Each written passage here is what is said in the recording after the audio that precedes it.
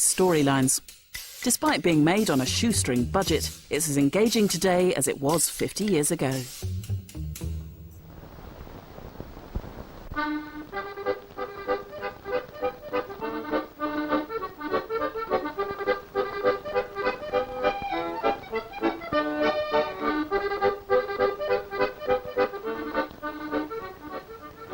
All was quiet on board the Black Pig. The pirates had had their lunch, and now it was time for their afternoon rest. And there they lay, stretched peacefully asleep on the deck. Captain Pugwash had been asleep all the morning anyway, and now he was leaning happily over the side, fishing. Suddenly, he started to reel in his line excitedly. "No fish!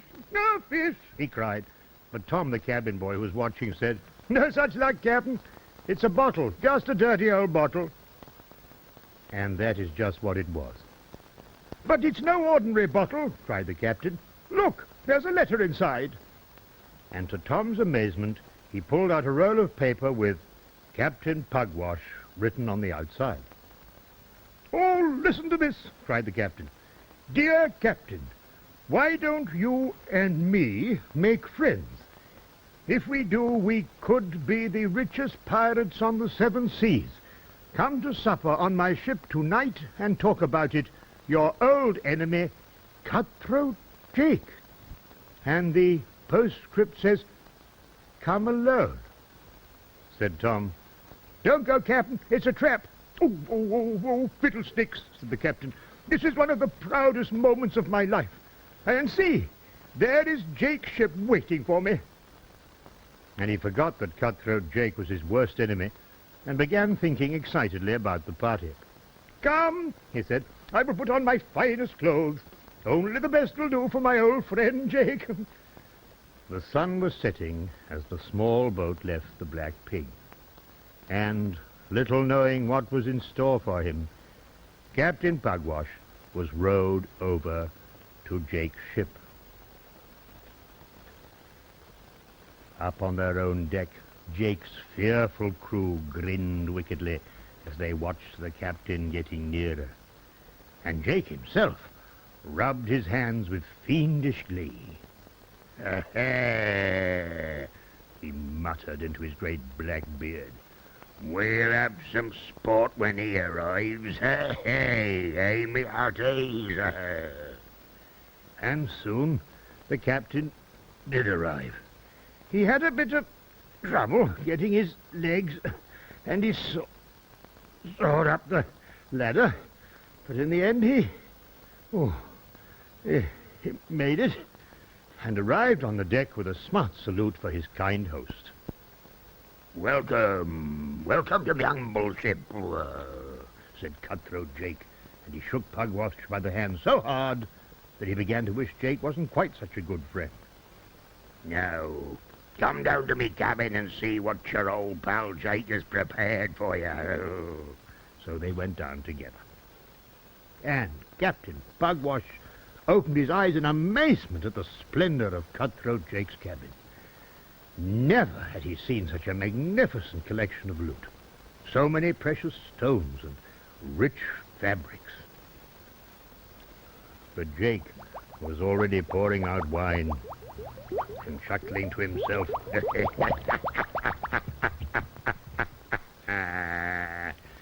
"Come, Captain," he said, "a toast to our friendship. Drink that." "To our friendship," said Pugwash, raising his cup eagerly. And he sniffed the wine and sipped it and then drank it back in one great gulp. And only then did he realize that it tasted very queer indeed. Oh, poison! He thought. As in front of him, Jake's grinning face became more and more strange and blurred.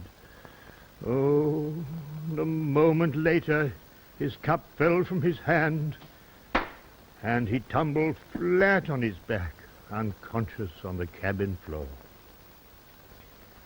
Now, back to the Black Pig. Tom, the cabin boy, was worried. "I don't like it," he thought. I'd better swim over and see what's happening. So he slipped quietly over the side down a rope and into the sea. It was quite dark by now, but the moon was rising, and as Tom was a good swimmer, it wasn't very long before he reached Jake's ship. High up in the stern, he could see the lights burning in Jake's cabin. And Tom climbed up over the huge rudder and looked into the open window. And there was Cutthroat Jake, and there beyond him in the candlelight was Captain Pugwash, awake again but trussed up like a chicken and looking very scared. Wow, growled Jake. A lively dinner party, eh, me handsome? You see that sack? I'm going to stuff you into it, and very soon my men will come and take it away and throw it in the sea with you inside. When Captain Pugwash saw the sack, he thought that his last hour had really arrived. But Tom had picked up a bottle, and quick as lightning, he brought it down as hard as he could on Jake's head and knocked him senseless. "That's better," he said, and he jumped over the windowsill into the cabin. "What a lot of rope," he said as he untied the captain. "We'll use it on Jake." So they tied up Jake and put him in the sack and left him heaving and cursing in a corner. "Now we'll go home, Captain," said Tom. And it wasn't very easy getting Captain Pugwash through the window, but in the end, Tom managed it. Oh!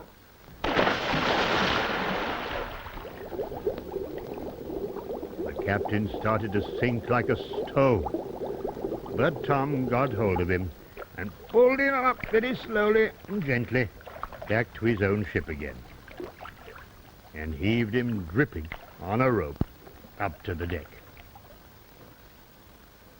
Poor Captain Pugwash, cold and wet, with all his fine clothes utterly ruined, he felt very miserable. But Tom took him down to his cabin and made him a strong cup of hot tea and took off his soaking things and put him to bed. And very soon the captain was asleep, dreaming happily about his great victory over Cutthroat Jake. But little Tom went out on deck and played himself to sleep with his concertina.